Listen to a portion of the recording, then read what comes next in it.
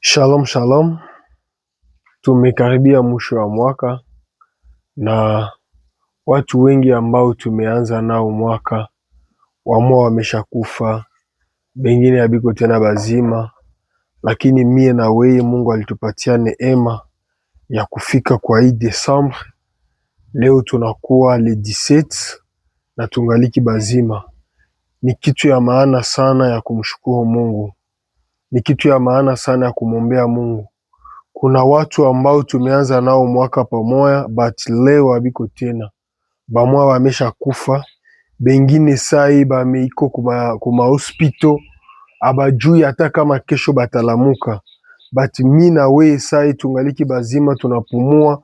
Haiko kusema kama tulimpatia Mungu pesa, haiko kusema sie tuko balazima sana kushinda wale wenye balikufa, haiko kusema kama sie tuko baspesiali kushinda bebe balikufa, lakini ni kwa neema ya Mungu ndio anatupatia tena uzima na anatupatia tena hii pumuzi la uhai. So usingelikosa kumshukuru Mungu kwa hii mwisho wa mwaka ambao tunakaribia. Umwambie Mungu asante kubile vyenye aliendelea kukutendea.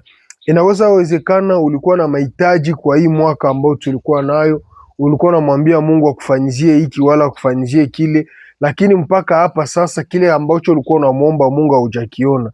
Usingelikata tamaa, usingelivunjika moyo. Acha nikwambie kama Mungu anajua nini haja ya moyo wako mbele hata hujasema nini unachohitaji.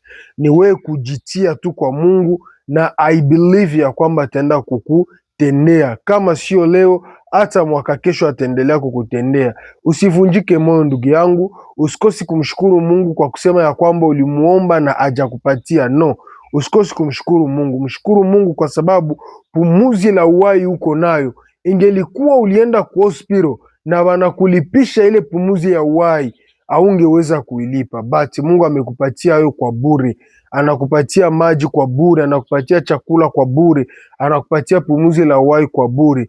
Usikosi kumshukuru Mungu katika hii kipindi ambayo tunaendelea. Mungu akubariki.